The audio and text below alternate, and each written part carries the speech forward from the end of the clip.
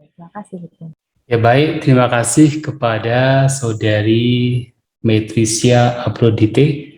Sebelumnya minta maaf sekali lagi ketika kirim pesan WhatsApp, saya pikir seorang pria. Saya panggil Bapak Dite. Ternyata keluarnya seorang wanita. Tidak apa-apa. Ya, ya terima kasih terutama kepada GPIC yang telah mengundang saya dalam acara malam hari ini, webinar series yang mengutamakan sebuah tema yang memang saat ini sedang digaungkan, yaitu tentang lingkungan hidup. Dan sebelumnya, terimalah salam saya. Assalamualaikum warahmatullahi wabarakatuh. Salam, salam sejahtera untuk kita semua. Om Santi Santi Om, Namo Buddhaya.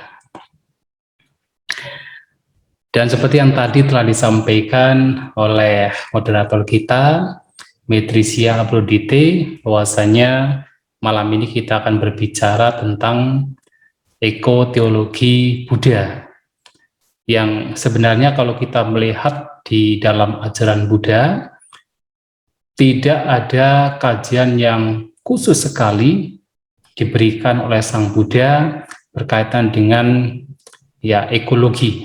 Tetapi kalau kita melihat dari banyak khutbah beliau, beliau mengajarkan ajaran beliau selama 45 tahun, itu sangat bersesuaian dengan yaitu ekosistem, bersesuaian dengan bagaimana menjaga, melestarikan alam.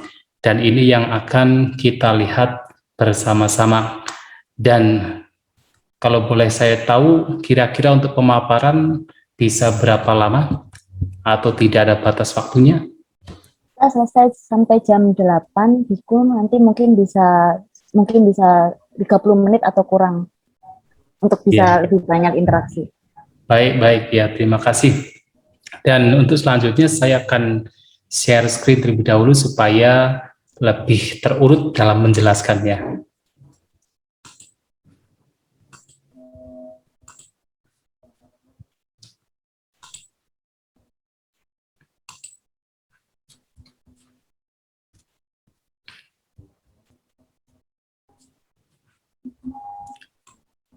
Ya, seperti yang tadi saya sampaikan bahwasanya sebenarnya tidak ada kajian yang khusus, terutama yang diberikan oleh Sang Buddha, oleh Buddha terkait dengan ekologi. Tetapi tentu para cendekia Buddhis telah memberikan berbagai kajian berkaitan dengan ekologi dalam Buddhism. Dan kita bisa melihat di banyak referensi dalam ajaran Sang Buddha yang berhubungan dengan pentingnya menjaga lingkungan hidup. Dan tentu kalau menjaga lingkungan hidup berarti juga menjaga makhluk-makhluknya yang memang berdiam atau berada di yaitu lingkungan di mana mereka hidup. Dan sebelum kita masuk ke dalam beberapa hal di sini yang akan saya tunjukkan, perlu saya juga sampaikan bahwasanya kalau kita berbicara tentang lingkungan hidup, dalam ajaran Buddha juga dikenal bahwasanya sebenarnya kita tidak hanya berbicara tentang yaitu planet bumi saja, tetapi juga seperti yang juga sesuai dengan ilmu pengetahuan yang ditemukan oleh sains bahwasanya alam semesta ini sangat luas. Jadi Sang Buddha pernah memberikan satu statement bahwasanya ada yang disebut sebagai sahasi lokadhatu atau diterjemahkan sebagai 1000 tata surya. Kita berada di dalam satu tata surya, tapi ada juga istilah sahasi lokadhatu, 1000 tata surya. Dan juga ada istilah dwi sahasi lokadhatu, yaitu 1 juta tata surya. Ada juga istilah ti sahasi lokadhatu, 1 miliar tata surya, dan bahkan lebih dari itu. Yang mana di dalam yaitu tata surya ini sebenarnya juga dalam agama Buddha percaya diyakini juga ada makhluk lain yang berada di sana yang juga seperti manusia, yang barangkali kalau kita ya sekarang ditemukan seperti alien begitu.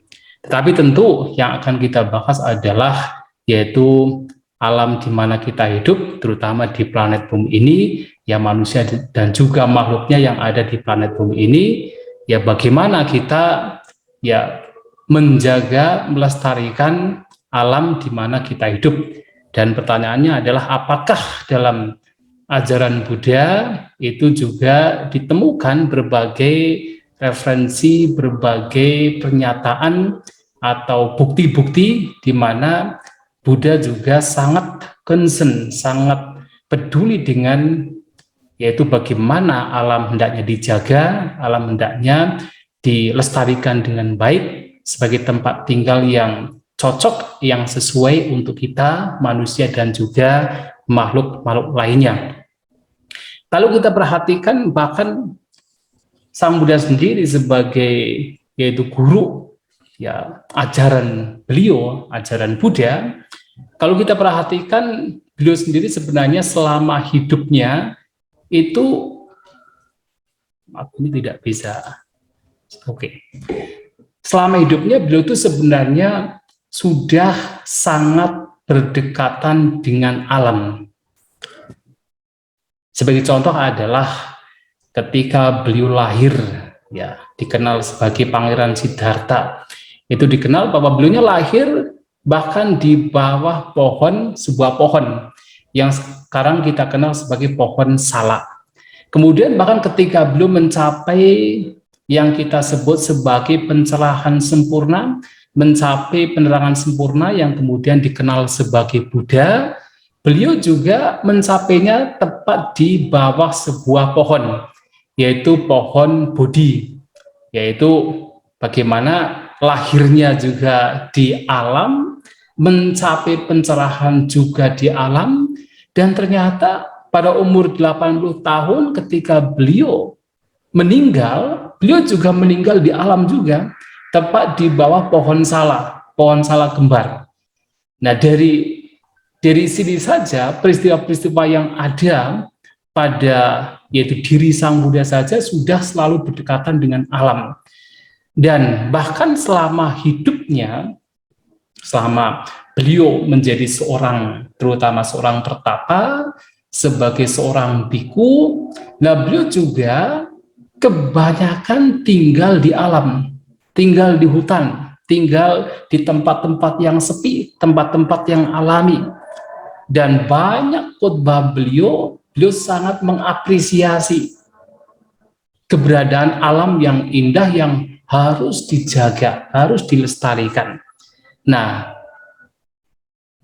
sehingga di khotbah-khotbah beliau itu sering kali kita temukan bagaimana beliau itu memuji pentingnya hidup dengan alam. Bahkan ketika berbicara tentang yaitu meditasi, jadi salah satu ajaran Sang Buddha yang memang sangat ditekankan oleh Sang Buddha kepada para siswa beliau, kepada kita, kepada kami, nah adalah meditasi yang tujuannya adalah untuk pelenyapan, untuk pengikisan, penghancuran kotoran batin.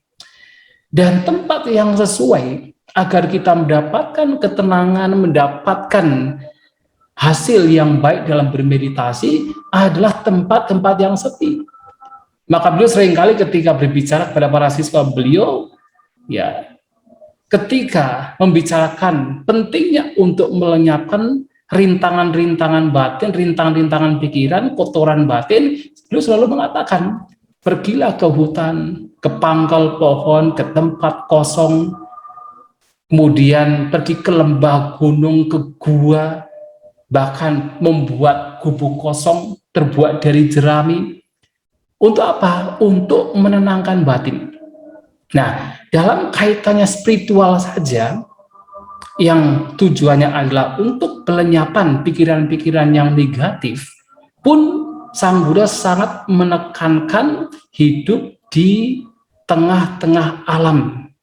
Ini juga bisa menjadi satu referensi bagaimana dalam ajaran Buddha ini sangat menekankan pelestarian alam, sangat menekankan yaitu bagaimana kita hendaknya hidup harmoni dengan alam. Karena disitulah kita bisa mengembangkan tingkatan-tingkatan spiritual, yang dalam hal ini adalah mengembangkan batin dalam upaya mengikis kotoran batin. Nah, oleh sebab itu juga tentu karena para siswa beliau adalah yaitu yang mempraktikkan ajaran beliau, jadi apa yang beliau sabdakan, apa yang Sang Buddha sabdakan itu adalah juga dilakukan. Maka bahkan pada zaman sekarang pun juga masih banyak para biku yang tinggal di hutan. Ya, bahkan kami juga ketika ada waktu untuk menyepi, untuk retreat juga, kita juga kembali ke hutan. Untuk apa? Untuk mendapatkan ketenangan. Karena disitulah bahwa kita ini akan memudahkan dalam upaya untuk mengikis kotoran batin. Maka ada satu pernyataan begini, kalau seseorang ingin bermeditasi, maka seseorang harus melenyapkan persepsi yang berkaitan dengan pemukiman. Dalam bahasa beliau adalah gamasanya, melenyapkan persepsi atau gambaran-gambaran batin dalam hal ini yang berkaitan dengan pemukiman, artinya masyarakat banyak orang. Nah, tetapi melenyapkan gamasanya persepsi tentang yaitu banyak orang atau pemukiman yang mana banyak orang berdiam di sana, kemudian memunculkan aranyasanya, yaitu persepsi gambaran batin yang berkaitan dengan hutan. Aranya itu adalah hutan. Untuk apa? Untuk supaya gampang, mudah mendapatkan ketenangan. Seperti kalau misalnya kita saja, artinya pada saat siapapun, tidak hanya ya orang tertentu, siapapun, begitu pergi ke hutan atau begitu pergi ke tempat yang alami, di situ sudah muncul rasa tenang, sudah muncul rasa adem, sudah muncul rasa ayem. Batin mudah sekali untuk terkonsentrasi, batin mudah sekali untuk berpikir positif ketika berada di tengah-tengah alam yang tidak terpolusi, terkontaminasi dengan hal-hal yang sifatnya adalah duniawi. Nah, itulah bagaimana spiritualitas ini pun juga sangat penting untuk dikembangkan ketika alam ini terjaga.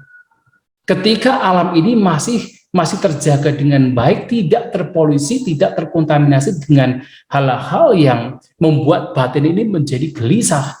Karena banyaknya yaitu hal-hal yang kelihatan oleh mata, oleh terdengar oleh telinga, itu rasanya membuat gelisah.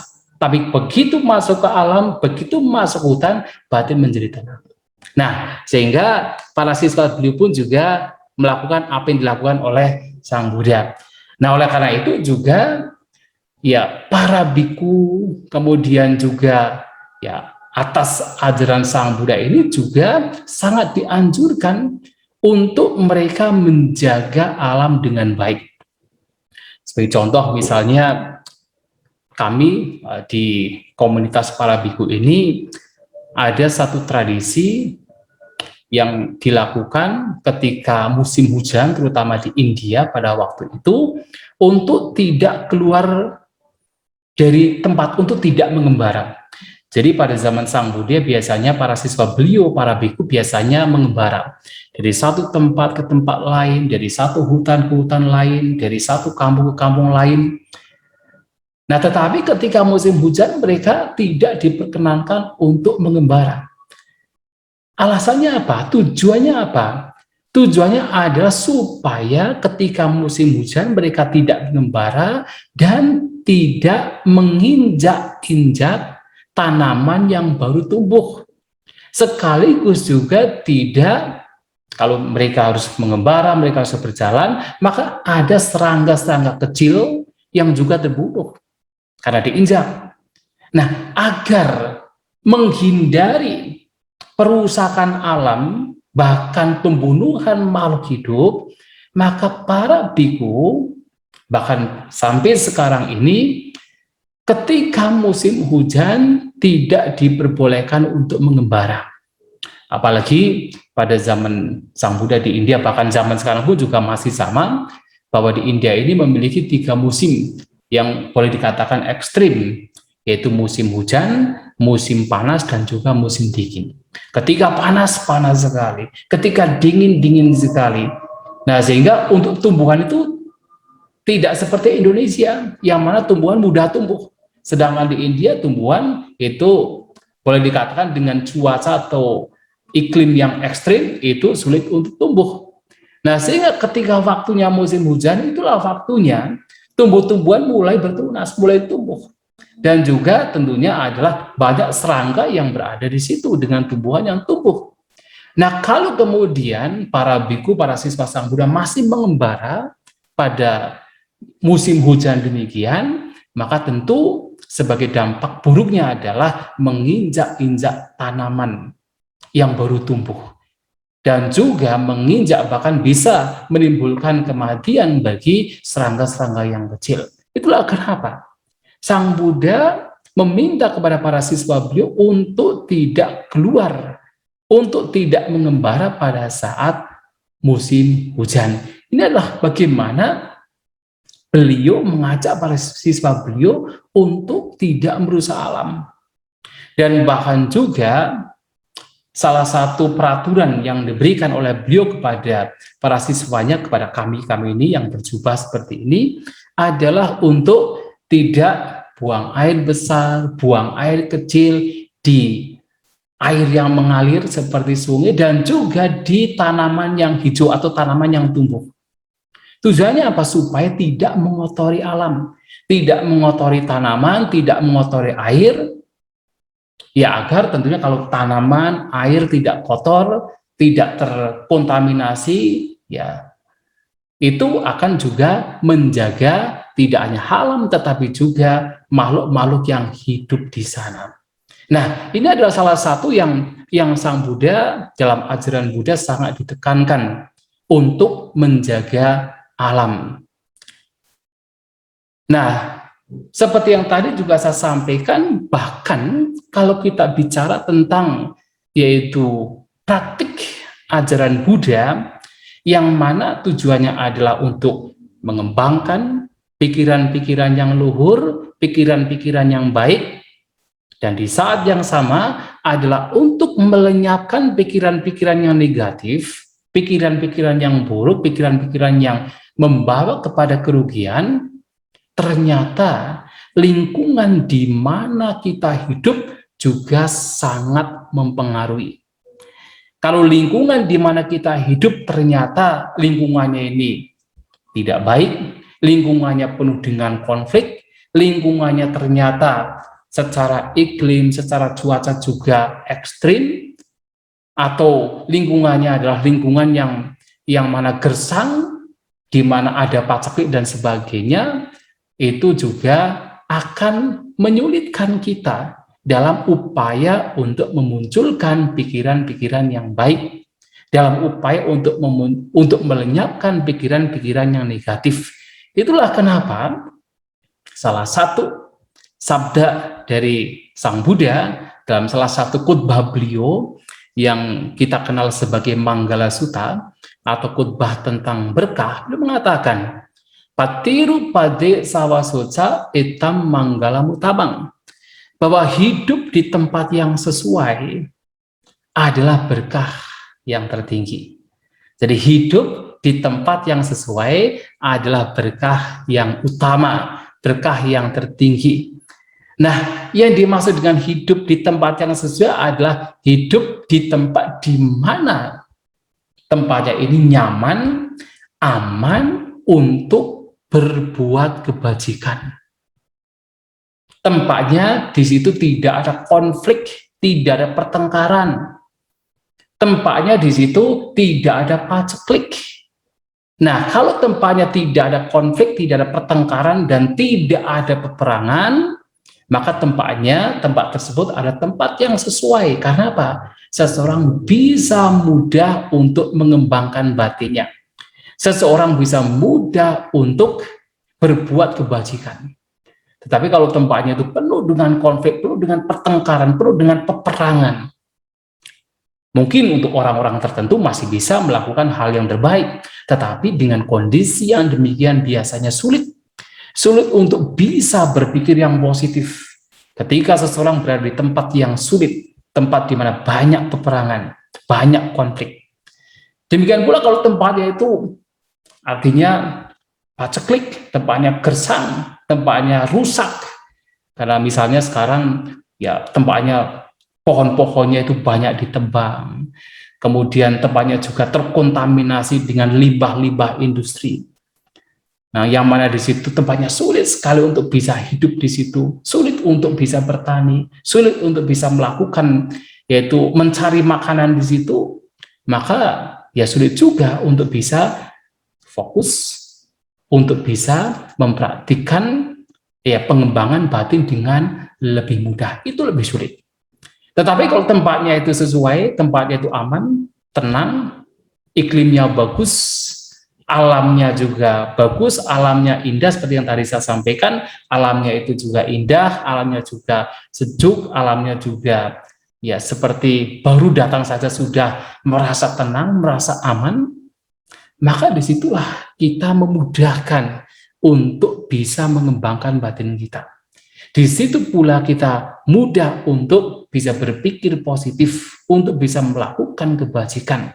Dan itulah kenapa Patiru Padi Sawasuca, bahwa hidup di tempat yang sesuai adalah juga berkah utama, hitam menggalam utama. Nah, itulah dari sini pun kita bisa melihat bagaimana menjaga alam, melestarikan alam itu sangat penting. Sangat penting karena di situ memudahkan seseorang di dalam yaitu mengembangkan batin. Itulah kenapa ada juga salah satu yaitu contoh yang terdapat di dalam yaitu salah satu khutbah.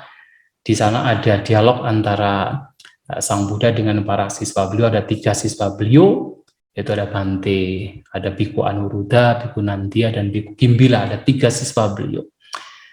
Nah, ketika Sang Buddha datang kemudian bertanya kepada 3 siswanya ini, ya bagaimana anda kalian bisa hidup ya damai, ya samaga, abiwadamana, kirudagi buta, anyamanyang, biacakui sama-sama no. Bagaimana Anda sekalian, ya 3 biku ini bisa hidup bersatu, tanpa pertengkaran, menyatu seperti air dan susu, dan melihat satu sama lain dengan apa? Dengan mata penuh dengan cinta kasih. Artinya mereka hidup dengan betul-betul damai satu sama lain. Ternyata salah satu yang mereka lakukan adalah membersihkan tempat di mana mereka tinggal. Bahkan mereka ketika membersihkan tempat ini tidak kemudian meminta yang lain. Jadi kalau misalnya melihat ada sampah yang ada di situ, apakah di tempat mereka makan, di tempat mereka mandi, di toilet dan sebagainya. Karena pada zaman dulu juga sudah ada toilet. Nah, ketika mereka melihat sampah ini, tanpa harus kemudian meminta yang lain, mereka kemudian membersihkan.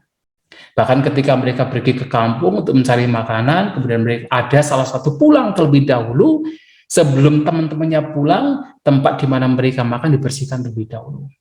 Kemudian tempat duduknya ditata dengan rapi.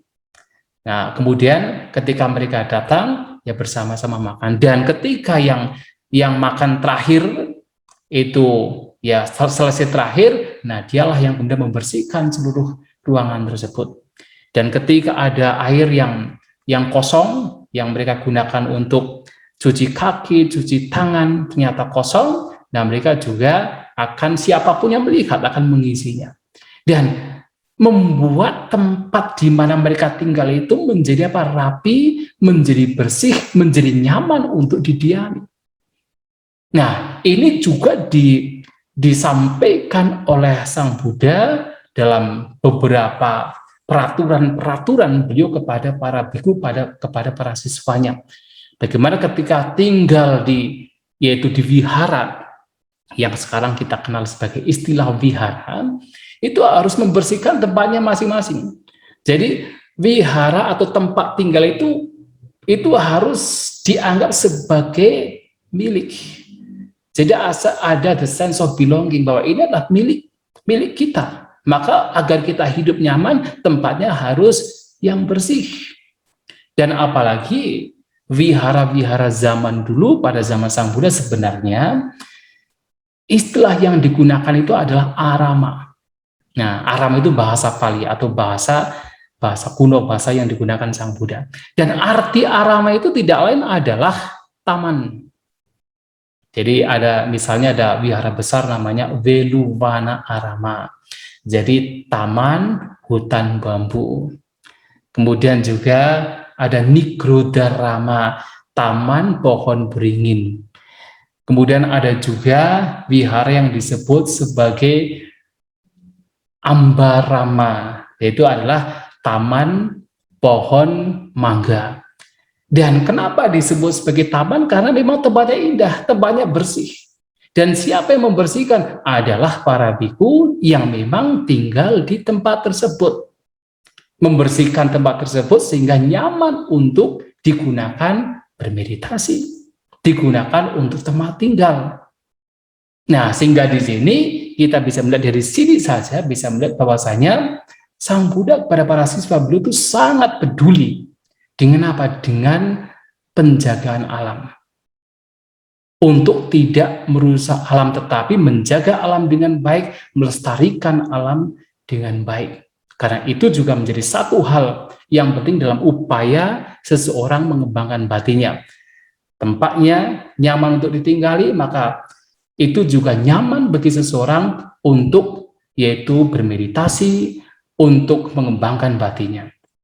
Dan bahkan beliau ketika sebelum mencapai pencerahan sempurna, beliau dalam salah satu pernyataan Sang Buddha dalam khutbahnya mendatangi sebuah tempat yang sekarang kita kenal sebagai Bodh Gaya.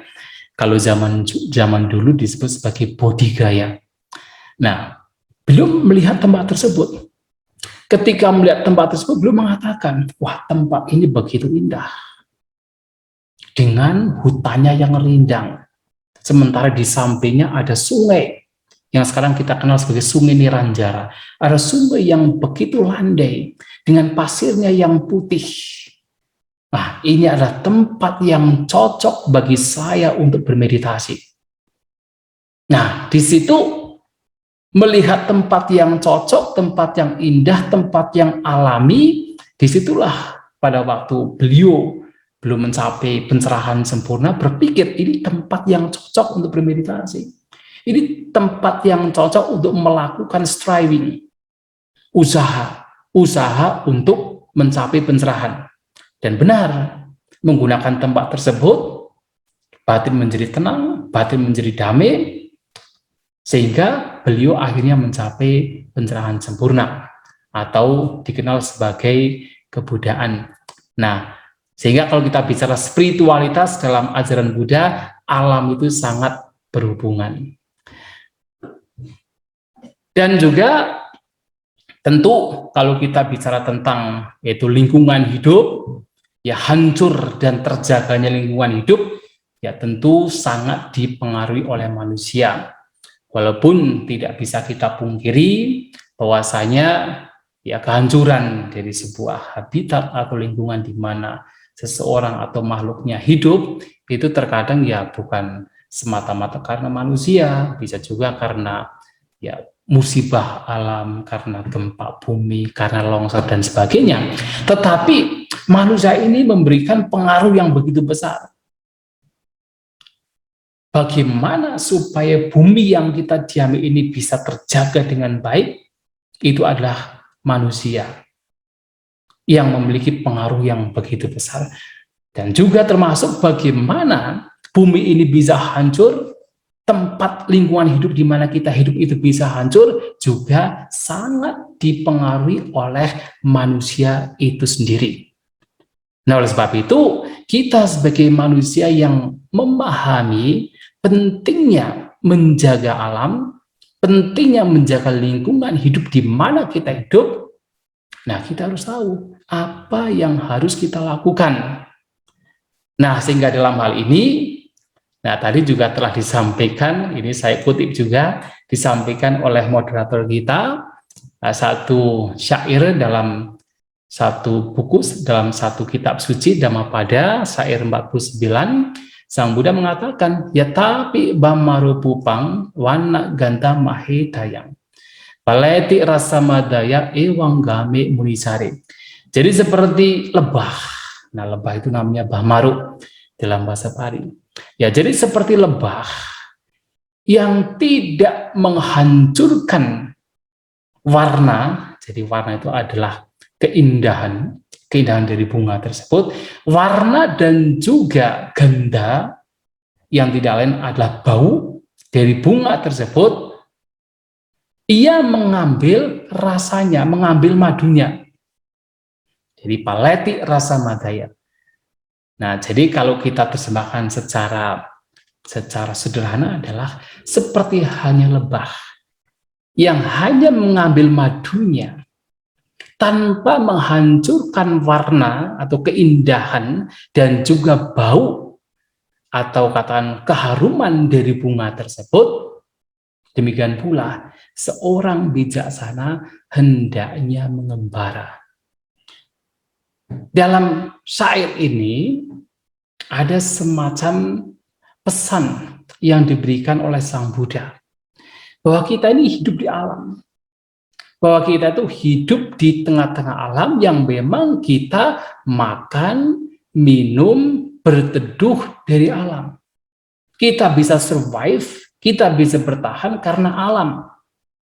Tetapi walaupun kita itu bertahan, kita survive, kita makan, kita minum, kita tumbuh berkembang dari alam, bukan berarti kemudian kita menghancurkan alam. Karena keserakahan kita, karena ketidakpengendalian kita, kemudian kita menghancurkan alam. Hanya untuk apa? Untuk kesenangan indera. Nah, sehingga di sini Sang Buddha memberikan pesan melalui sebuah perumpamaan seperti halnya seekor lebah yang hanya mengambil madu dari bunga tetapi tidak menghancurkan keindahan dan juga harumnya bunga tersebut. Nah, orang bijaksana demikian. Kita mengambil dari alam untuk kita bisa bertahan. Kita makan dari alam, kita minum dari alam, kita berteduh dengan alam, dari alam. Tetapi bagaimana kita menggunakan alam, menggunakan lingkungan di mana kita hidup tanpa menghancurkan alam, tanpa menghancurkan lingkungan. Itu yang menjadi tugas kita. Nah, lantas bagaimana? Apa yang mesti kita lakukan agar bisa hidup demikian? Seperti seekor lebah. Apa yang mesti kita lakukan? Nah, yang pertama, kita harus mengetahui bahwasanya bagaimana manusia ini sangat berpengaruh terhadap kerusakan alam. Kalau alamnya itu rusak, maka tentu makhluk-makhluk yang hidup di dalamnya juga menjadi terganggu, bahkan menjadi punah. Ya, seperti sekarang ini kan karena ya melebarnya pemukiman dan juga banyak penebangan hutan, terkadang juga ada pembakaran hutan, maka banyak binatang-binatang, makhluk-makhluk lain yang seharusnya masih ada tetapi sudah mulai langka dan bahkan beberapa sudah punah. Nah, itu karena apa? Manusia. Karena manusia yang melakukan. Nah, sehingga di sini bagaimana pengaruh manusia ini terhadap kerusakan alam beserta makhluknya. Nah, di sini harus kita lihat bahwasannya bagaimana manusia ini memengaruhi kerusakan alam, bahkan kerusakan makhluk-makhluk lainnya, binatang-binatang atau hewan-hewan yang lain, itu tidak lepas dari cara berpikir manusia. Tidak lepas dari aspek psikologis manusia, yakni karena keberadaan 3 akar kejahatan. Jadi dalam ajaran Buddha ada dikatakan bahwasanya segala hal yang buruk, segala hal yang merugikan, segala hal yang tidak bermanfaat, semuanya itu pasti berakar dari 3 hal ini. yang tidak lain adalah keserakahan. Karena keserakahan yang pertama, karena kebencian yang kedua, dan karena ketidaktahuan. Yang dimaksud dengan ketidaktahuan di sini adalah tidak tahu mana yang baik, mana yang buruk.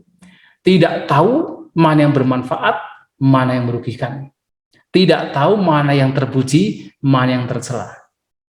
Ketidaktahuan terhadap dua hal ini, itulah yang menyebabkan berbagai macam hal yang buruk yang ada di dunia.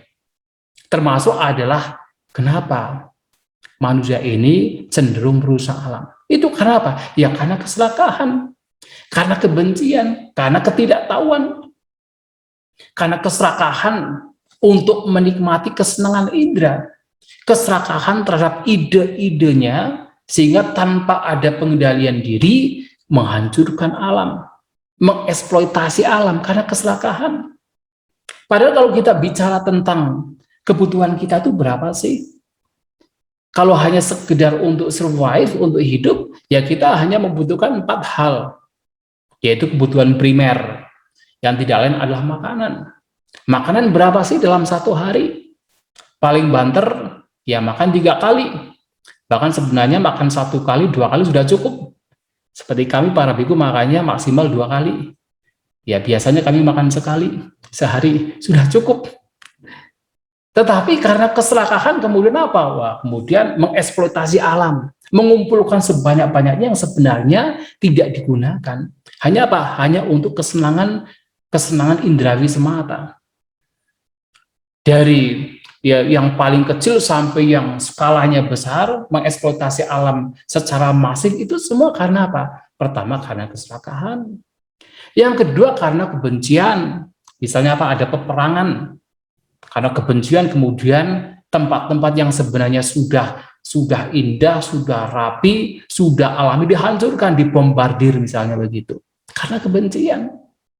Dan itu semua disebabkan karena apa? Tidak tahu ini baik, ini buruk. Tidak tahu bahwa ini adalah buruk, ini adalah tidak bermanfaat, ini adalah merugikan. Kemudian dilakukan. Tidak tahu bahwa ini adalah baik, ini bermanfaat, ini tidak merugikan, malahan tidak dilakukan. Ketidaktahuan inilah yang kemudian juga memunculkan berbagai macam hal yang buruk, termasuk adalah kerusakan alam. Dan keserakahan, kebencian, serta ketidaktahuan tidak lain adalah kondisi batin. Adalah pikiran-pikiran yang buruk. Dan kalau kita kembali kepada pikiran kita sebagai manusia, bahkan makhluk lainnya pun, itulah yang sebenarnya menjadi sumber bagaimana alam ini terjaga dan kenapa alam ini menjadi hancur. Itu disebabkan karena cara berpikir. Jadi dalam agama Buddha itu dikatakan bahwa sebenarnya apapun yang kita lakukan itu semua dari pikiran kita. Nah, tadi juga saya menyampaikan ada satu syair Dhammapada, yaitu syair 49, yaitu Yatapi Bamaruhupang, yang tadi adalah seperti halnya lebah, ya. Nah, ini ada juga syair Dhammapada, syair 1 dan 2, yang mana di sana dikatakan bahwasanya pikiran itu adalah pelopor, pikiran itu adalah pembentuk, pikiran itu adalah pemimpin. Mano pubanggama, mano maya, mano sita. Dan mana cek padutena bahasa dewa karutewa. Dan ketika pikiran seseorang ini menjadi kotor, terpolusi, apakah dengan keserakahan, kebencian, dan ketidaktahuan, maka segala tindakannya, apakah ucapan dan juga perbuatan jasmaninya juga merupakan manifestasi dari pikirannya yang kotor. Sehingga kalau kita melihat ada orang-orang yang merusak alam, menghancurkan alam, menghancurkan makhluk lain, tidak lain disebabkan karena apa? Pikiran yang terkotori. Mana sacek batu dena, pikiran yang kotor. Karena pikiran yang kotor itulah kemudian ucapannya juga tidak terkendali. Perbuatannya juga tidak terkendali. Yang dilakukan adalah kejahatan, keburukan, hal-hal yang merugikan. Pikiran. Tetapi juga sebaliknya, dalam syair yang kedua juga sama, tetapi kemudian Ya sebaliknya dalam artian pikiran adalah pemimpin, pikiran adalah pelopor, pikiran adalah pembentuk. Dan ketika seseorang berpikir dengan pikiran yang jernih, mana cek pasanina, ketika seseorang berpikir dengan pikiran yang jernih, maka segala ucapan dan juga perbuatannya juga merupakan manifestasi dari pikiran yang jernih tersebut. Artinya apa yang ia ucapkan adalah ucapan-ucapan yang baik, ucapan-ucapan yang tidak merusak, dan apa yang dia perbuat melalui jasmani juga adalah perbuatan-perbuatan yang baik, perbuatan-perbuatan yang bermanfaat, yang tidak merugikan.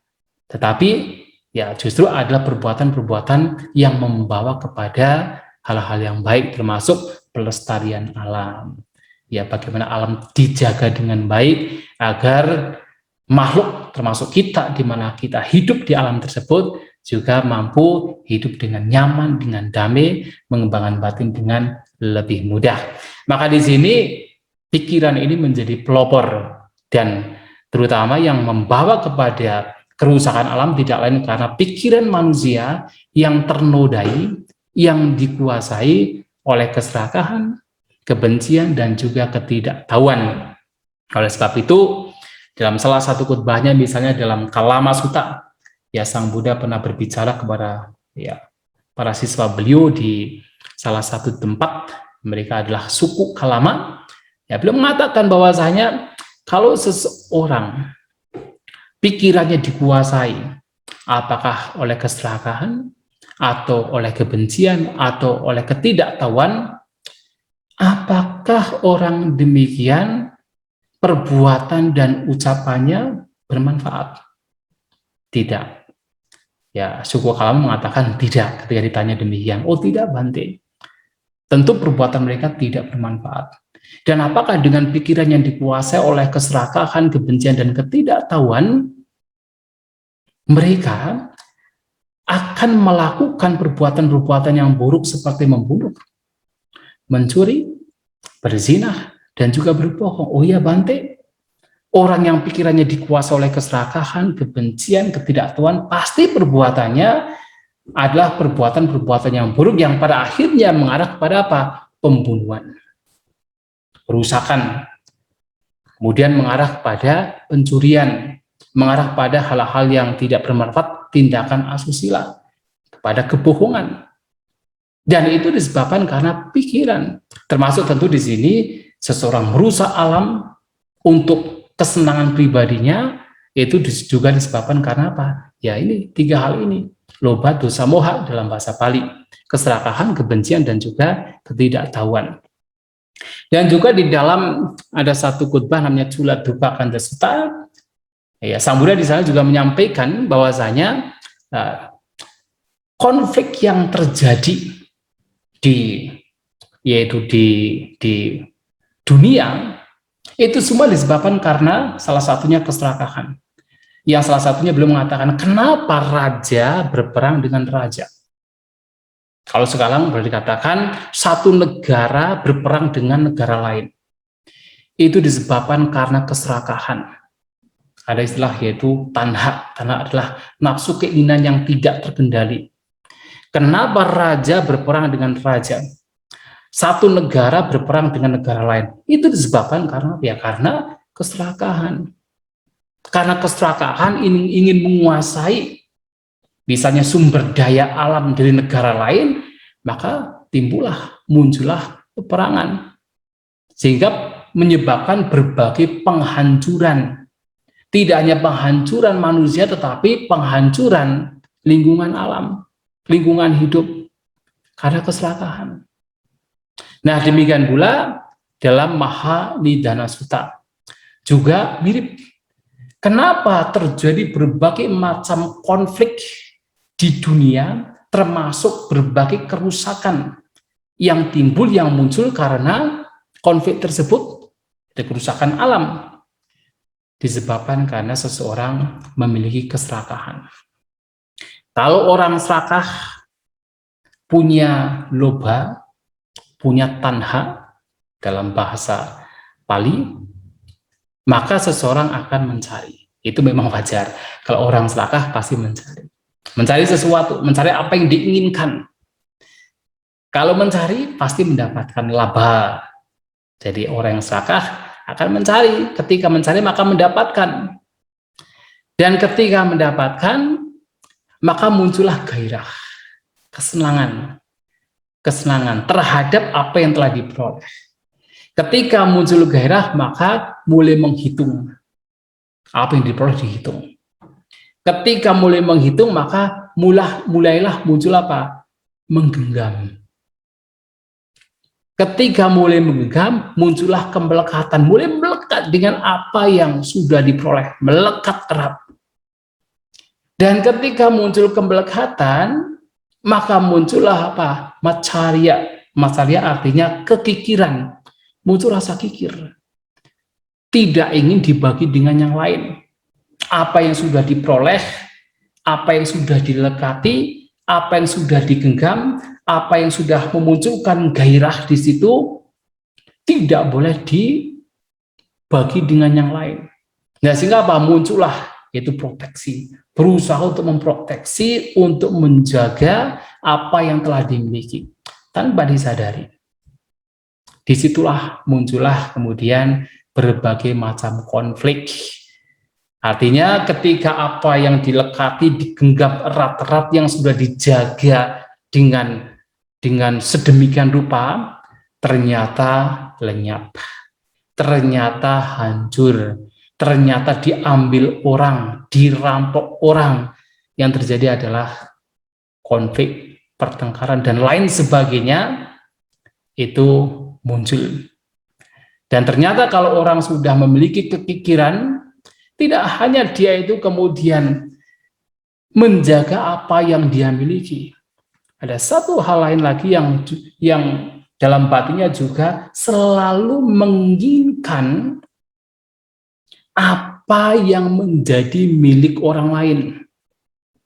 Jadi kalau batin sudah kikir, pelit, itu tidak hanya menjaga miliknya sendiri, tetapi juga melihat yang lain punya lebih baik. Kemudian muncullah apa? Keserakahan baru, ingin mendapatkan. Dan kalau keinginan demikian itu tidak terkendali, keserakahan demikian tidak terkendali, ya apa saja bisa dilakukan. Merusak alam, menghancurkan makhluk lain, itu bisa dilakukan karena keserakahan ini. Dan orang demikian kalau tidak hati-hati, hidupnya tidak akan menjadi tenang, dan dia hanya diperbudak oleh nafsunya sendiri. Kenapa? Karena sebanyak apapun yang diperoleh dalam kaitannya ini adalah kesenangan indera, itu manusia tidak akan pernah puas. Maka Sang Buddha pernah mengatakan, Uno loko ati totan hadaso, bahwa manusia ini itu selalu merasa kurang. Uno loko, bahwa manusia itu selalu kurang. Seberapapun banyaknya kesenangan indera yang telah diperoleh, seberapapun banyaknya dia telah memanjakan keinginannya, dia akan tetap merasa kurang. Dan pada akhirnya atito, tidak puas, tidak akan puas dengan apa yang dimiliki. Dan kalau itu tidak segera disadari, tidak segera dia berusaha mengendalikan batinnya, mengendalikan indrianya, maka pada akhirnya dia akan menjadi tanhadaso, menjadi budak dari nafsunya sendiri. Dan apapun bisa dilakukan, termasuk menghancurkan alam, itu bisa dilakukan. Membunuh makhluk lain juga bisa dilakukan. Hanya apa? Karena sudah menjadi budak dari keinginannya sendiri, dari keserakahannya sendiri. Maka di sini memahami ini dalam konteks agama Buddha juga penting, memahami bagaimana batin kita itu sedemikian rupa. Kalau tidak disadari, tidak dideteksi, itu membawa kepada penghancuran. Walaupun di saat yang sama, kalau batin kita itu dikendalikan dengan baik, kemudian dikembangkan dengan baik, itu juga membawa kepada hal yang luar biasa dalam hidup kita. Maka ada satu pernyataan lain yang dikatakan oleh Sang Buddha, ya, beliau mengatakan bahwa saya tidak melihat satupun fenomena yang lain yang ketika diarahkan dengan tidak baik akan membawa kepada kehancuran yang luar biasa, kehancuran yang besar. tidak lain adalah batin. Tetapi di saat yang sama beliau juga mengatakan, saya tidak melihat fenomena yang lain ketika diarahkan dengan baik bisa membawa kepada manfaat yang sangat besar. Yang tidak lain juga adalah batin atau pikiran. Maka pikiran kita ini bisa membawa kepada manfaat yang begitu besar, termasuk penjagaan alam, kelestarian alam dalam hal ini, tetapi juga bisa membawa kepada kerugian yang bisa menghancurkan ketika tidak dikendalikan dengan baik. Maka melihat, mengetahui dalam hal ini, dalam ajaran Buddha, mengetahui pikiran dengan baik, apa yang menjadi penyebab segala konflik, segala penderitaan, segala hal yang buruk di alam semesta ini, itu sangat penting. Agar kita tahu apa yang mesti kita lakukan. Apa yang harus kita lakukan untuk dalam hal ini adalah menjaga alam. Nah, kemudian dalam Aganya Sutta ini sebagai penegasan, yaitu dari khotbah-khotbah lainnya, adalah bahwa ternyata memang dalam khotbah ini, dalam Aganya Sutta ini, perubahan alam ternyata memang disebabkan oleh manusia. Bahkan alam yang tadinya baik, tadinya nyaman, ketika itu manusia melakukan hal-hal yang buruk, itu menjadi berubah. Alamnya menjadi berubah. Yang tadinya memberikan hal yang baik menjadi hal yang buruk. Dan ini juga disampaikan dalam khotbah lain, dalam konteks yang dengan orang yang berbeda tetapi mirip, bahwasanya Sang Buddha mengatakan begini, kalau seorang raja hidup dengan kewaspadaan, dengan appamada, dengan waspada, maka nanti para menterinya juga ikut-ikutan baik. Karena apa?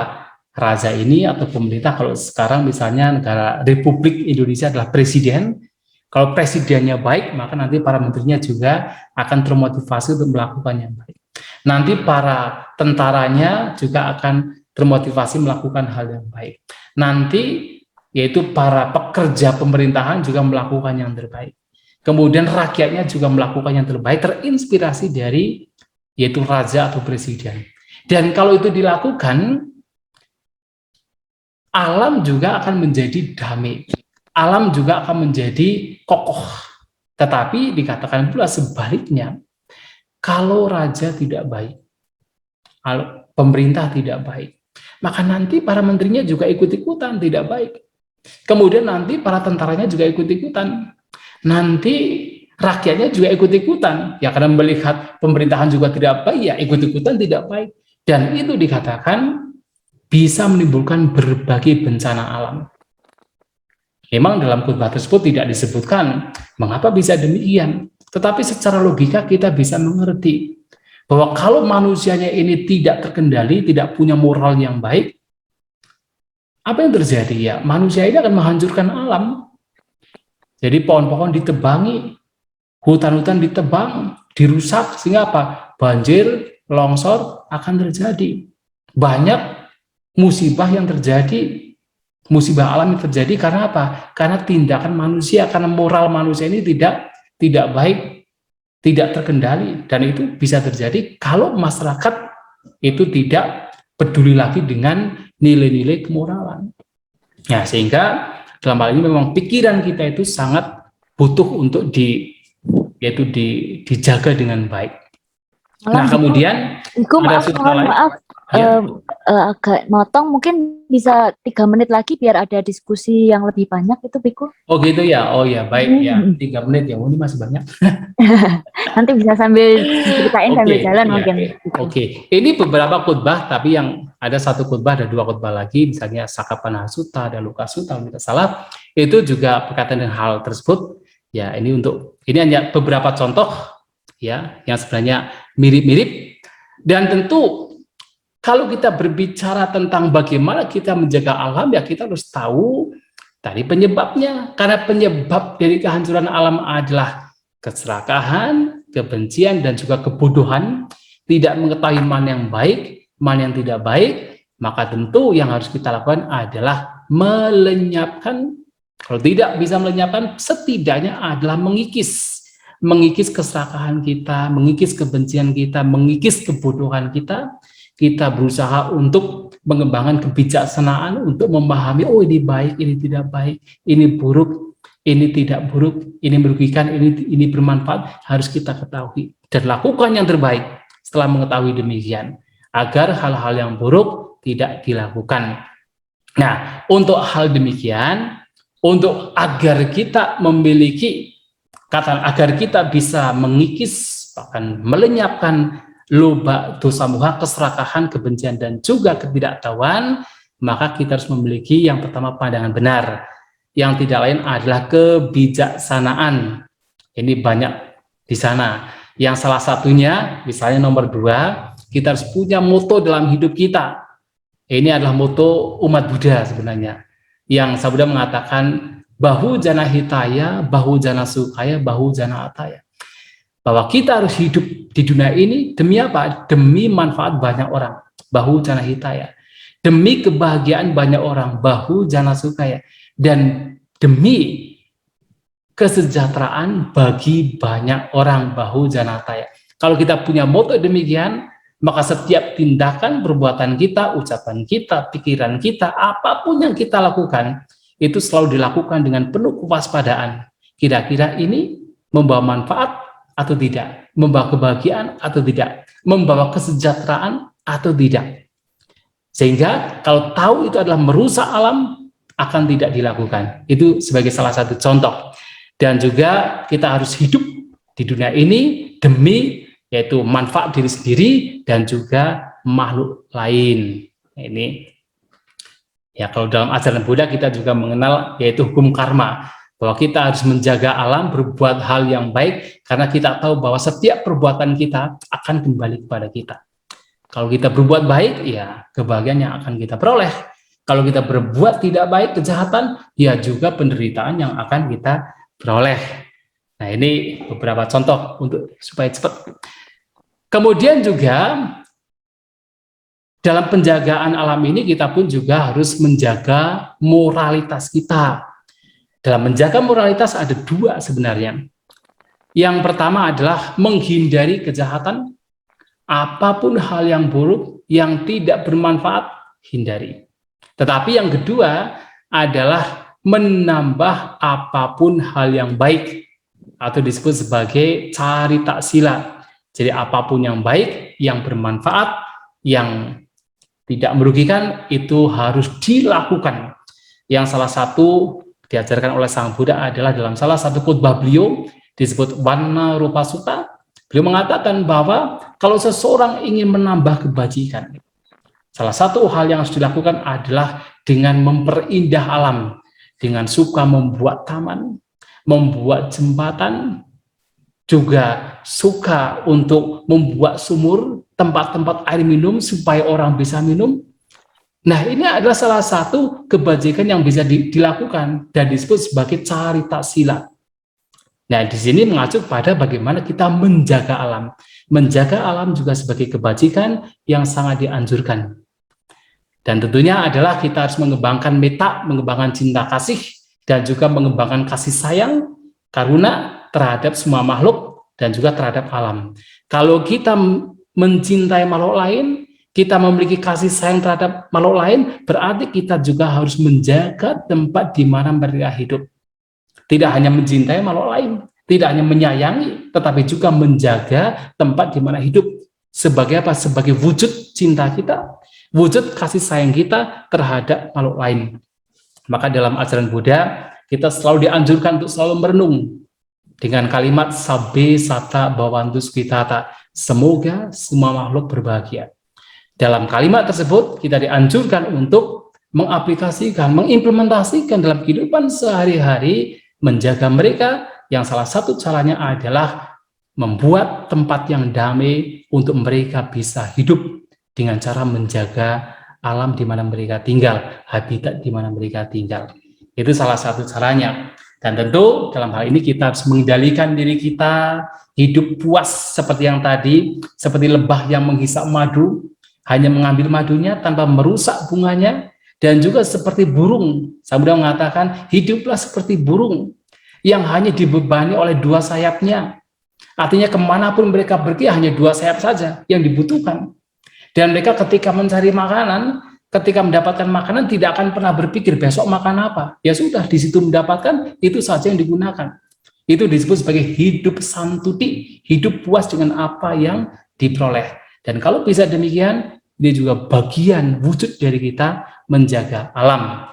Dan juga yang ketiga adalah meditasi, yang dalam ajaran Buddha dikenal sebagai mindful life, hidup dengan mindful, dengan penuh perhatian, dengan penuh kewaspadaan. Mengapa ini penting? Karena hanya dengan mindful life, dengan kita mengembangkan mindfulness dalam hidup kita, kita betul-betul akan tahu ini baik, ini buruk, ini bermanfaat, ini merugikan. Hanya demikian. Karena apa? Batin kita itu begitu cepat. Batin kita itu mudah sekali untuk menyimpang. Dan hanya dengan kita mindful, hanya dengan kita waspada, hanya dengan kita hati-hati, mungkin bagi mereka yang pernah ikut bermeditasi, akan tahu persis bahwa untuk melihat ke dalam batin kita sampai sehalus-halusnya, itu hanya bisa dilakukan kalau kita betul-betul mindful dalam setiap ucapan, perbuatan, dan juga pikiran yang kita pikirkan, kita mindful. Dengan demikian, hal-hal yang buruk tidak akan dilakukan, sementara hal-hal yang baik yang itu disadari, terdeteksi dengan baik, dan itu yang kemudian akan dikembangkan. Nah, dengan demikian, dengan kita memiliki kebijaksanaan, pandangan benar, kita hidup sesuai dengan aturan kemoralan, atau kita hidup sesuai dengan nilai-nilai moralitas, dan kita juga hidup dengan mindful, bermeditasi, selalu sadar setiap saat dalam apapun ucapan, perbuatan, dan juga pikiran kita. Ini akan sangat membantu kehidupan kita dalam upaya untuk menjaga alam. Dan saya kira karena waktunya juga dibatasi demikian, saya kira demikian dari saya, dan untuk selanjutnya saya kembalikan kepada moderator kita. Terima kasih. Terima kasih Biku atas pemaparan yang sangat menarik dan sangat mendalam ya. Kita bisa tahu bahwa memang akarnya adalah manusia yang serakah. Nah, ini kita menyambung nih dari Pak Irwansyah. Sebelumnya untuk yang raise hand, dan ini ada beberapa pertanyaan yang japri juga ke saya. Tapi saya ingin memulainya dari ini, pandangan dari Pak Irwansyah di chat. Karena pada dasarnya sifat dasar manusia itu baik.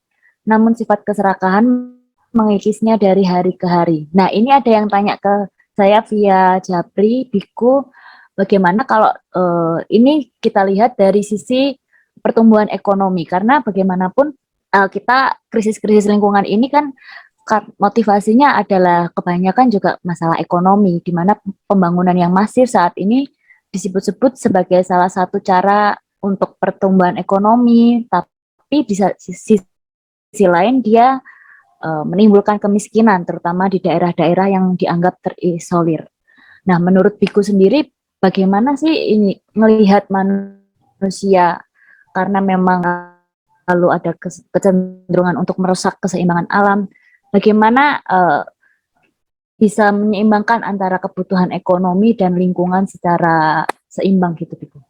Ya. Mungkin bisa ditanggapi gitu. Ya, tentunya dalam hal ini, kalau ini sudah mengacu pada ekonomi negara, yang itu adalah sifatnya masif, yaitu juga tugas dari pemerintah, tugas dari para pejabat daerah yang juga memikirkan kehidupan ekonomi masyarakat setempat.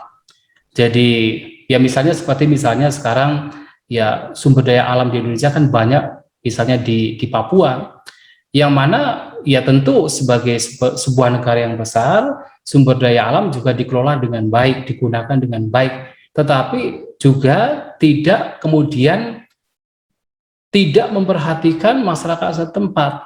Ya pemerintah, pejabat daerah, dan ya pihak manapun yang berkepentingan di situ juga harus memberikan perhatian yang cukup kepada masyarakat setempat. Dengan kata lain, pemerataan ekonomi juga harus dilakukan. Jadi tidak hanya mengambil saja, tetapi melupakan ya masyarakat setempat, orang-orang di situ, tetapi juga harus melakukan yang terbaik untuk mereka. Nah, itu juga yang mesti kita lakukan. Kemudian yang kedua, tentu kalau kita misalnya berbicara tentang penambangan, yang kadang-kadang itu ya seringkali hanya diambil saja, tetapi setelah itu ditinggalkan. Tetapi sebenarnya dalam sebuah ya yang pernah saya melihat sendiri, ada beberapa orang yang mereka menambang, tetapi setelah ditambang tetap mereka menjaga dengan melakukan reboisasi, misalnya menanam kembali pohon-pohon yang memang baik untuk ditanam. Artinya tidak hanya mengambil, tetapi juga ya melakukan perbaikan dengan apa yang telah dilakukan. Oleh sebab itu, dalam hal ini tetap harus diseimbangkan. Pemerataan ekonomi juga harus diperhatikan. Jadi tidak hanya mengambil, tetapi melupakan masyarakat setempat atau melupakan masyarakat tertentu. Dan juga ya penghijauan, reboisasi, dan juga katakan ya menjaga kembali alam yang tadinya diambil sumber daya alamnya, itu juga harus dilakukan. Dan itu tentunya menjadi tugas kewajiban ya semua pihak yang berada di situ, baik pemerintah dan juga masyarakat dan siapapun yang memang andil dalam hal tersebut. Itu yang mesti dilakukan agar alam juga tetap terjaga. Balik lagi Karena ke sekali itu lagi lebah ya, gitu ya Biku ya. ya bagaimana? Balik lagi ke tadi Dhamma pada lebah tadi itu. Betul, betul sekali. Ya. Mungkin Pak Konstanggur yang raise hand, ada tanggapan dulu Pak Konstanggur, monggo silakan.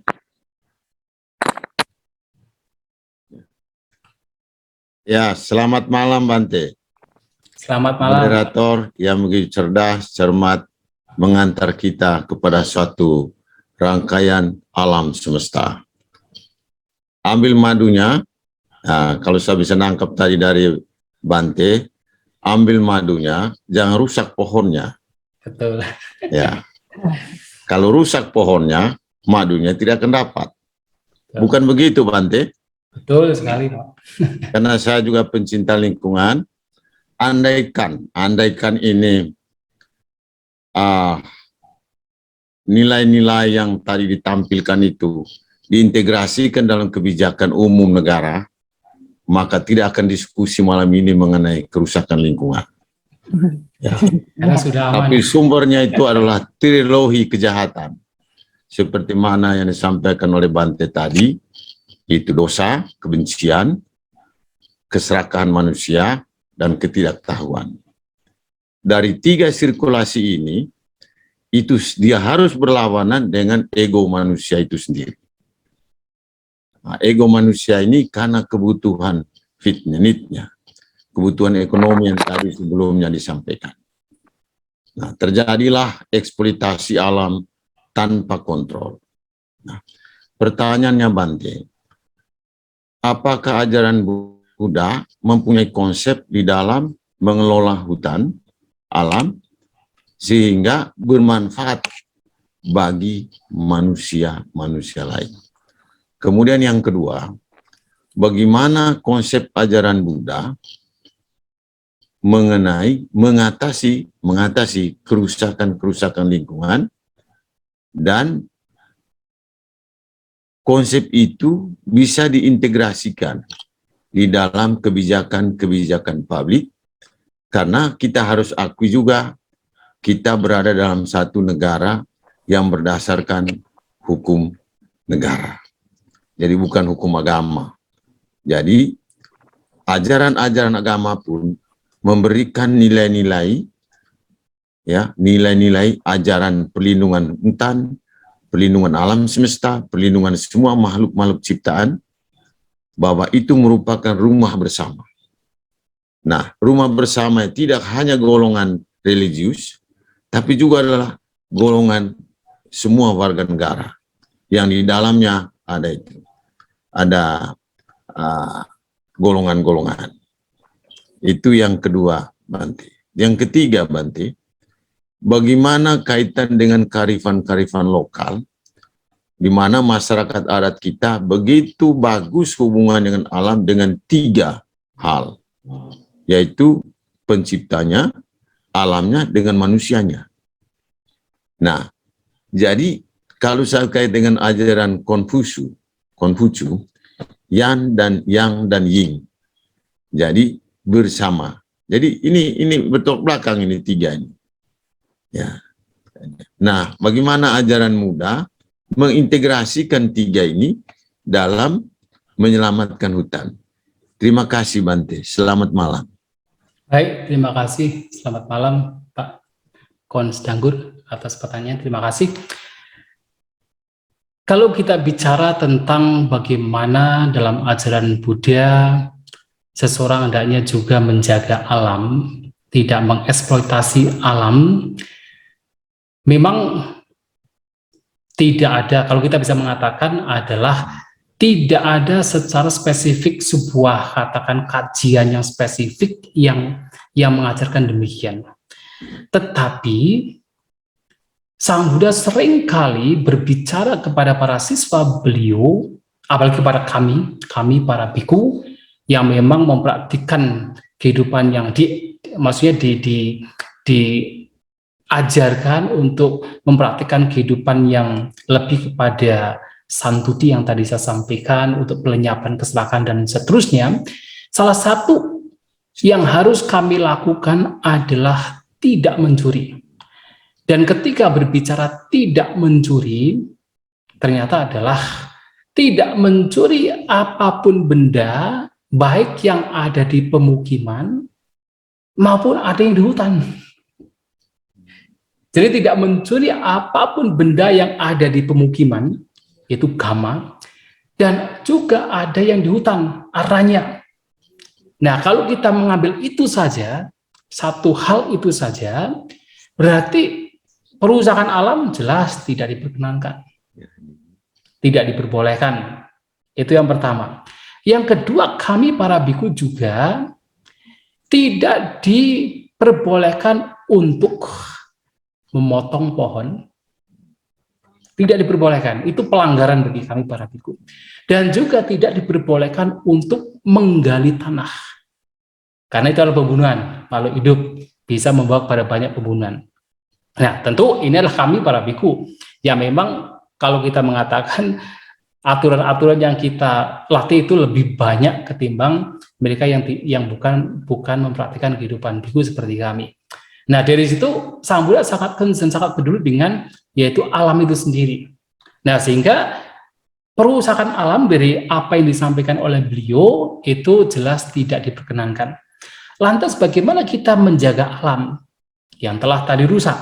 Makanya tadi saya juga menyampaikan dari apa yang disabdakan oleh Sang Buddha, satu khutbah beliau, yang mana beliau mengatakan kalau seseorang ingin mendapatkan kebajikan, bertumbuh dalam kebajikan baik siang dan malam, maka yang harus dilakukan adalah apa?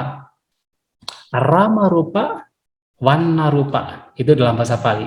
Yang tidak lain adalah harus menanam pohon di hutan dan menanam pohon di taman. Arama rupa itu adalah penanaman pohon di taman, wana rupa adalah penanam pohon di hutan. Itu juga bagian dari seseorang melakukan atau katakan melakukan sebuah tindakan yang itu membawa kepada kebajikan siang dan malam. Nah, itu pernyataan demikian saya pikir sudah cukup sekali untuk menjadi satu referensi yang baik ya dalam komunitas Buddhis, bahwasanya Sang Buddha sangat menekankan seperti riboisasi, penanaman kembali hutan, atau membuat hutan menjadi hijau kembali yang sudah rusak. Nah, karena itulah maka di negara seperti misalnya di Sri Lanka, ya kebetulan saya pernah tinggal di sana selama 10 tahun, dan kadang-kadang kita juga memang tinggal di hutan. Nah, di negara tersebut yang memang negaranya kecil, itu mereka itu sangat peduli dengan hutan. Negara kecil, kalau kemudian hutannya gundul, bagaimana mereka bisa survive dengan baik? Nah, sehingga mereka sangat peduli dengan hutan, yang mana bahkan kami para biku pun juga, ya pertama karena peraturan kami para biku yang memang tidak diperkenankan untuk menebang pohon, dan yang kedua adalah dari pihak pemerintah bahkan, seandainya ada seorang biku yang menebang pohon tanpa izin dari pemerintah, itu akan dihukum, bahkan bisa dipenjara. Jadi walaupun kita tinggal di hutan pun juga kita tidak sembarang sudah menebang pohon. Kita hanya menggunakan tetapi tidak menghancurkan hutan tersebut. Dan kalau kita memang membutuhkan tempat yang misalnya untuk membuat tempat tinggal yang di situ ada pohon, kita harus pergi ke pemerintah daerah untuk minta izin agar pohon ini ditebang karena dibuat untuk, kalau kita menggunakan istilah, kuti atau wihara. Sementara pohon-pohon lainnya tidak boleh ditebang. Yang tidak dibutuhkan itu tidak boleh ditebang. Maka dari situ juga ya sangat bagaimana kita itu mendukung penghijauan hutan, mendukung reboisasi, mendukung pelestarian alam dari apa yang disampaikan oleh Sang Buddha. Nah, ya tentu dari ini pula juga kami dari komunitas Buddhisnya juga sering kita mengadakan reboisasi. Kita sering mengadakan penanaman yaitu pohon-pohon. Ada acara-acara tertentu ketika ada yaitu hari besar, kalau tidak ada pandemik seperti sekarang, ada Waisak, yang paling sering Waisak. Itu biasanya kita juga mengadakan satu acara untuk penanaman pohon. Itu karena memang terinspirasi dari apa yang disampaikan Sang Buddha bahwa menanam pohon di hutan, di taman itu adalah kebajikan yang patut untuk dilakukan. Nah, itu yang pertanyaan kedua. Yang ketiga adalah bagaimana hubungan kita mengatakan ajaran Buddha dengan kearifan lokal yang tentunya dikaitkan dengan ya pelestarian lingkungan hidup, pelestarian yaitu lingkungan di mana kita tinggal. Kalau saya memperhatikan bahwa Sang Buddha ini ketika beliau hidup di India, apa yang beliau ajarkan juga sangat dipengaruhi oleh budaya lokal. Selama budaya yang ada atau kearifan yang ada di tempat tersebut itu memberikan manfaat, tidak merugikan, bahkan Sang Buddha sendiri mengadopsi dan bahkan mengajarkan kepada para siswanya. Salah satunya adalah yang berkaitan dengan hal ini, berkaitan dengan satu tradisi yang ada di India, yang mana orang-orang India pada zaman itu punya tradisi untuk menjaga tempat-tempat yang disakralkan. Yang kalau dalam bahasa Pali disebut cetya. Tempat yang disakralkan tidak lain adalah seperti misalnya ada pohon besar, kemudian ada sumber mata air yang harus dijaga. Nah, itu adalah tradisi yang sudah ada bahkan sebelum Sang Buddha ada. Nah, Sang Buddha melihat bahwa itu adalah baik. Itu adalah sesuatu yang bermanfaat. Maka beliau pun juga mengajarkan pada siswanya untuk bahwa salah satu tugas siswa beliau adalah menjaga tempat-tempat yang disakralkan ini. Tempat-tempat yang disakralkan oleh masyarakat. Dan ternyata kalau kita perhatikan sekarang manfaatnya adalah apa? Dengan keberadaan tempat tersebut itu masih dijaga dengan baik, kan sebenarnya air yang memang biasanya sumber mata air itu digunakan oleh masyarakat, itu akan terjaga. Tidak hancur. Karena apa? Disakralkan. Coba kalau misalnya tempatnya tidak disakralkan, maka tidak akan terjaga dengan baik, tak akan tereksploitasi. Termasuk adalah pohon-pohon besar. Kalau kemudian tidak disakralkan, dan orang-orang melihatnya itu sebagai pokoknya kalau mau tebang yang tebang begitu, tidak peduli dengan apakah itu bermanfaat untuk masyarakat atau tidak. Nah, akhirnya apa yang terjadi? Pohon-pohon besar yang sebenarnya bisa menampung air, bisa menjaga tempat di mana manusia bermukim di situ, makhluk-makhluk yang berada di situ, yaitu ditebang. Nah, tetapi kalau disakralkan, nah itu membawa kepada apa manfaat bagi banyak orang. Nah, itulah bagaimana kearifan lokal yang ada, yang itu memang bermanfaat, yang ternyata mempunyai manfaat terhadap pelestarian alam, penjagaan alam, itu ternyata juga sangat oleh Sang Buddha dianjurkan kepada para siswa beliau. Nah, saya kira demikian, Pak Konsangger. Terima kasih. Ya. Terima kasih, Ibu. Sebenarnya saya juga ada sedikit kemarin merangkum tentang kearifan lokal, bahwa ternyata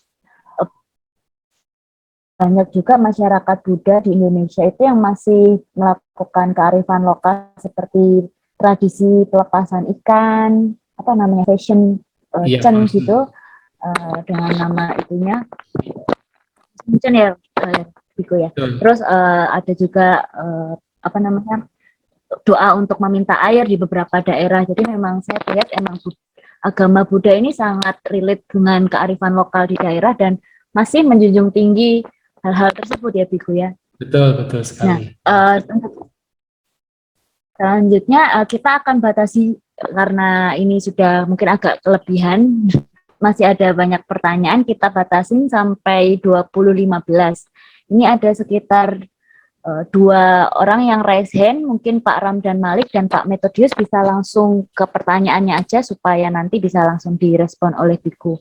Yang pertama silakan Pak Ramdan Malik. Ya, terima kasih. Selamat malam, Bante. Selamat malam. Maaf kalau rumah saya dekat masjid, jadi ada suara kalau noise gitu ya.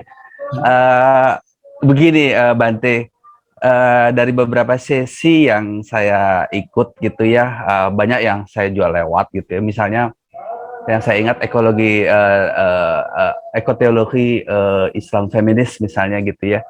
Saya melihat ada apa ya? Ada apa ya, semacam cocokologi gitu ya, Bante ya, karena memang tidak sespesifik ekoteologi yang dikembangkan oleh Katolik gitu ya. Nah, saya juga melihat malam ini semacam itu, walaupun mungkin tadi ada misalnya tentang penanaman hutan segala macam ajaran budaya, tapi tarikannya ke benang merahnya itu lebih ke pengakakan hawa nafsu ya, tercermin dari benang merah loba, dosa dan moha yang memang itu menjadi prinsip dalam budaya. Yang saya ingin tanyakan, Bante, kalau kita saya jadi ingat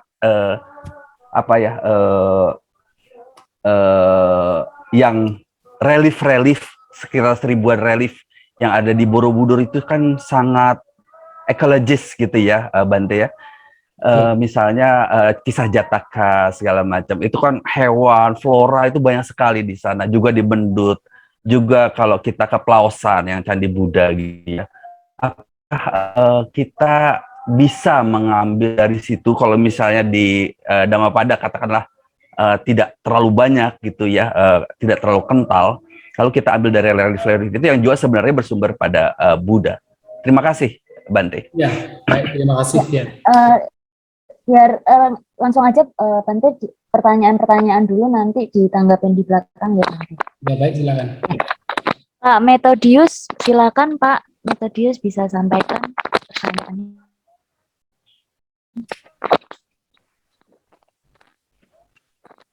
Halo, Pak Metodius. Masih di unmute.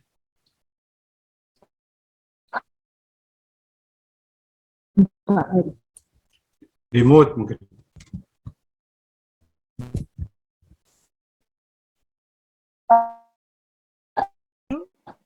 Di mute Pak Metodius. Ya, silakan. Iya. Ya. Ya, monggo. Ada 3 pertanyaan. Yang pertama, saya mau mengapresiasi dulu bahwa ceramah Bante tadi sangat bermanfaat untuk saya yang baru pertama kali mendengar soal ini ya. Karena spiritualitasnya saya kira sederhana tetapi mengakar gitu ya, dengan 3 elemen tadi. Nah, tetapi Bante itu kan bagus sekali untuk tingkat individu ya. Jadi orang per orang sebaiknya bisa mengendalikan itu sedemikian rupa sehingga dia bisa memberi kontribusi. Nah, pertanyaan saya yang sekarang yang 3 itu yang makro, Bante. Misalnya saja Indonesia ini kan pada zaman SBY 10 ya pemerintahan yang lalu lah, 10 tahun yang lalu itu ribuan hektar hutannya habis semua kan. Nah, itu kan pemerintah itu.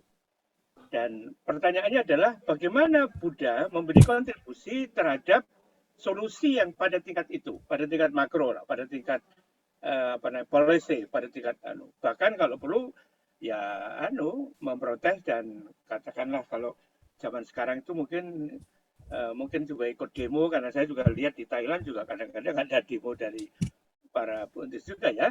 Artinya mengambil peran berpartisipasi dalam merubah kebijakan publik yang merusak alam. Kira-kira itu. Apakah itu ada pedomannya? Itu yang pertama. Yang kedua, tidak hanya merusak alam, tapi juga merusak segala sesuatu. Jadi soal public policy.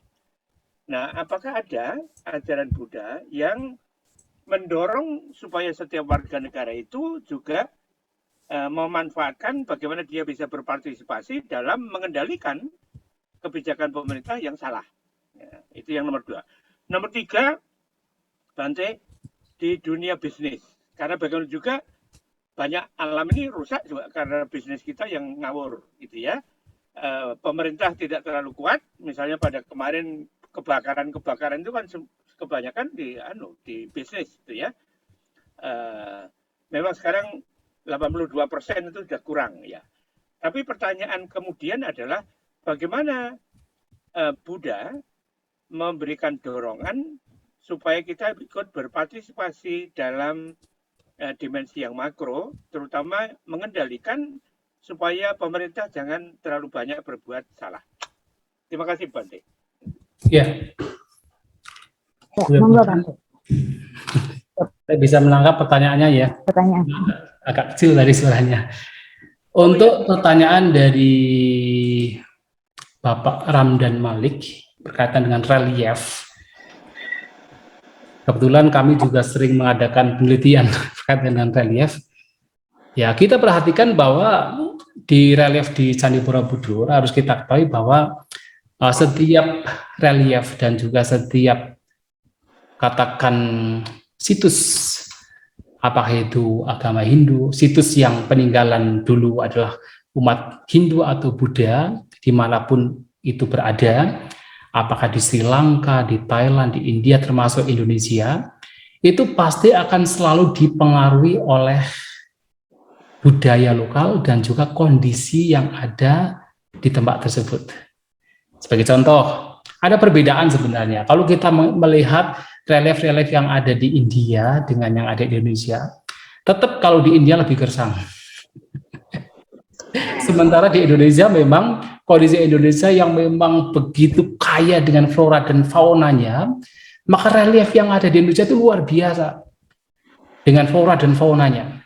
Walaupun tentu ya relief yang ada di Candi Borobudur yang juga menggambarkan flora dan fauna juga dipengaruhi oleh katakan cerita Buddhis, yang misalnya bagaimana, misalnya di Lalita Wistara di Candi Borobudur, di dinding teras pertama, di dindingnya bagian yang atas itu ada cerita mengenai Sang Buddha ini menyeberangi sungai.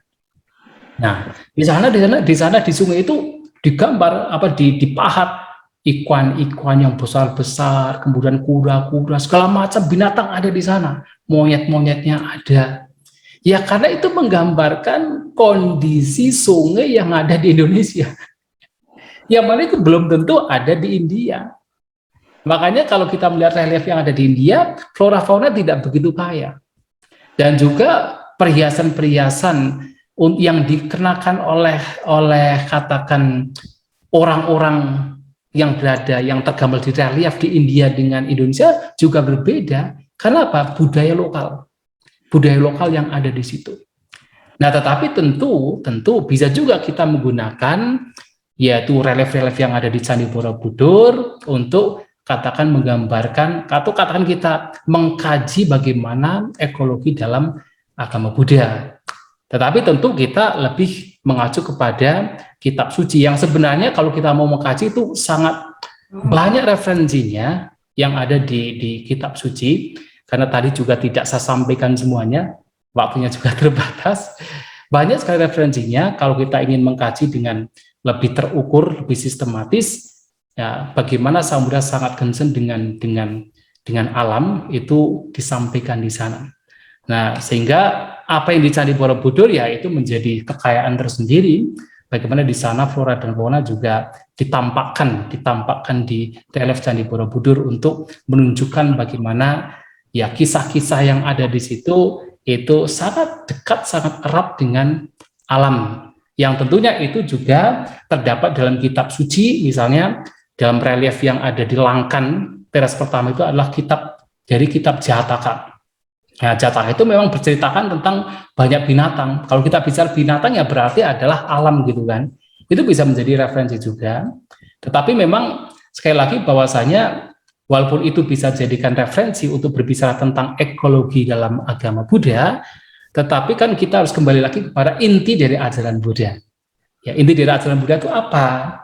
Nah, dari situ kemudian kita bisa mengkorelasikan dengan yaitu katakan ya kajian-kajian yang lainnya gitu. Tetapi kalau secara spesifik betul-betul mengkaji ini dalam artian Sang Buddha ini mengajarkan ini, itu yang dikaji, yaitu tidak. Kenapa? Terus kalau kita mau memperhatikan ajaran Buddha itu akan selalu kembali apapun yang beliau sampaikan, apapun itu akan selalu kembali kepada inti ajaran beliau, yang tidak lain adalah 4 kebenaran mulia, akan selalu kembali ke situ. Ya, tapi dari situ kemudian kita bisa mengembangkan ke hal-hal lain. Nah, itu mengapa dalam hal ini pun juga ya yang tadi saya sampaikan juga kembali kepada apa? Kembali kepada pelenyapan keserakahan, kebencian dan ketidaktahuan yang itu menjadi sumber dari berbagai macam masalah yang ada di alam semesta, termasuk kerusakan lingkungan. Dan itu yang memang harus ditekankan dalam ya kehidupan ya kami umat Buddha untuk bagaimana mengantisipasi loba dosa moha ini agar apa yang kita lakukan itu adalah demi apa? Demi kebahagiaan, kesejahteraan dan manfaat semua makhluk. Kalau kita sudah berbicara demikian, kita kembangkan berarti dengan tidak merusak alam. Itu yang memang menjadi penekanan di sini. Ya, saya kira demikian ya, Bapak Rami. Terima kasih, Bante. Baik. Kemudian untuk Bapak siapa ya? Pak Methodius. Pak Methodius ya. Bagaimana dalam konteks yang lebih makro dalam hal ini adalah dalam agama Buddha memberikan kontribusi terutama kepada kepada masyarakat dalam upaya untuk menjaga alam, menjaga lingkungan hidup. Konteks makronya apa? Tadi kan dimengerti bahwa itu masih apa yang saya sampaikan masih dalam konteks yang mikro individu. Bagaimana konteks makronya? Salah satu hal yang sebenarnya telah dilakukan oleh Sang Buddha dan juga sebenarnya kita pun juga ya melakukan juga adalah Sang Buddha ini memang ya kami termasuk Sang Buddha sebagai katanya kalau dalam konteks umat beragama kan dianggap sebagai pemuka agama. Tetapi kami memang salah satu aturannya tidak diperbolehkan untuk terjun ke dalam dunia politik. Dengan kata lain, bukan terjun ke dalam dunia politik praktis, menjadi anggota DPR dan sebagainya, tidak.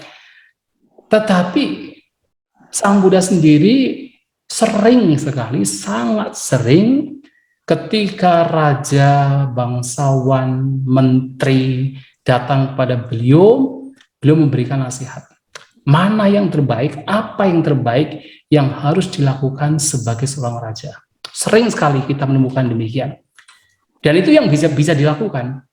Jadi hanya memberikan anjuran, memberikan nasihat kepada yang berkepentingan, terutama di sini kalau kita berbicara sifatnya yang lebih makro, karena dari pemerintah gitu kan, walaupun pemerintah itu sifatnya individu, tapi itu memberikan pengaruh yang lebih luas, lebih makro, maka kami para biku dari zaman Sang Buddha diperkenankan, bahkan itu dianjurkan untuk memberikan masukan yang baik kepada pemerintah. Bagaimana menjalankan roda pemerintahan dengan baik. Dalam khotbah Sang Buddha sering mengatakan bahwasanya kepada raja, beliau sering mengatakan Dhammiko Dhamma Raja. Kalau Anda jadi raja, jadilah presiden yang menjunjung keadilan. Dhammiko Dhamma Raja. Kalau Anda sebagai raja, jadilah raja yang menjaga tidak hanya masyarakat, tetapi juga bahkan binatang dan lingkungannya. Itu sering diberikan oleh Sang Buddha kepada raja, kepada pemerintah. Dan saya kira itu sifatnya walaupun ke individu, yaitu raja tertentu, tetapi itu tujuannya adalah untuk makro. Karena raja ini kan sebagai corong untuk masyarakat. Dan hal itu dilakukan. Walaupun ya kami memang tidak diperkenankan untuk masuk ke dalam dunia politik praktis. Tetapi kalau hanya memberikan masukan, ya itu sesuatu yang baik. Dan kemudian apakah misalnya para berumah tangga, mereka yang tidak hidup seperti kami, diperbolehkan untuk menjadi, katakan menjadi pejabat? Ya sangat diperbolehkan, silakan, tidak ada masalah.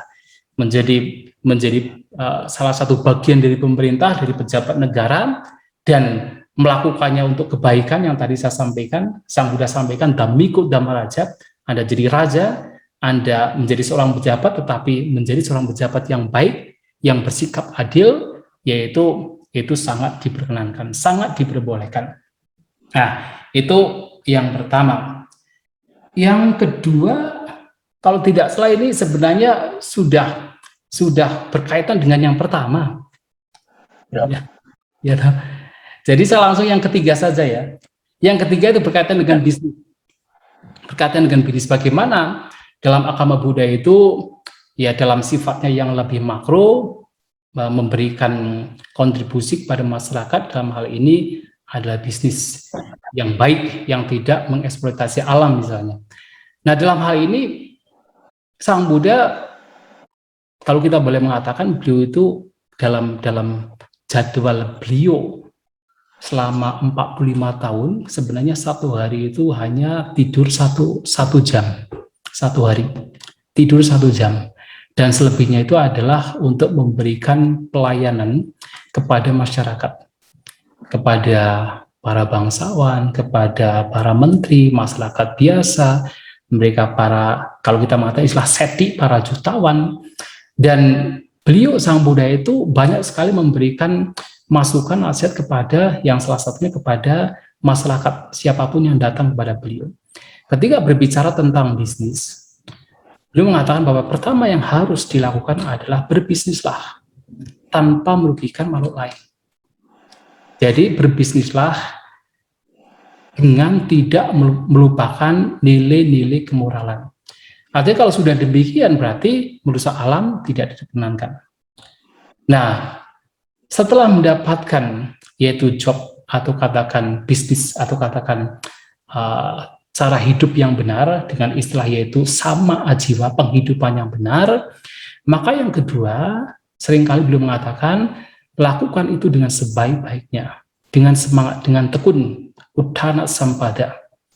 Kalau sudah melakukan dengan baik, dengan tekun, maka apa yang telah diperoleh pasti mendapatkan, yaitu apa yang harus didapatkan, dalam hal ini adalah misalnya kekayaan, maka apa? Arata sampada harus diproteksi dengan baik, dijaga dengan baik. Nah, tetapi penjagaan di sini juga atas dasar apa? Kebijaksanaan, bukannya seperti tadi kemplokatan erat, sehingga ketika nanti diambil orang kemarahan muncul, percecokan terjadi, tidak demikian. Dengan tetap yaitu disertakan di sana kebijaksanaan, walaupun menjaga apa yang telah diperoleh. Dan yang ketiga adalah milikilah teman yang baik, teman yang memang mendukung dalam hal-hal yang baik, bukan hal-hal yang buruk. Bukan teman-teman yang inginnya adalah mabuk-mabukan, inginnya adalah main perempuan, inginnya adalah berjudi, inginnya adalah hal-hal yang buruk. Tidak, tetapi adalah teman-teman yang memang mendukung bagi perkembangan ekonomi. Nah, yang selanjutnya yang kelima adalah harus hidup seimbang, tahu antara pemasukan dan juga pengeluaran. Nah, itu yang sering kali dikumandangkan oleh Sang Buddha kepada siapapun yang datang kepada beliau. Memang ketika mereka datang ya bisa secara personal, individu, tetapi ketika itu dilakukan lagi dan lagi kepada banyak orang kan pada akhirnya menjadi makro. Karena itu yang dikumandangkan di mana-mana, akhirnya menjadi makro. Jadi seperti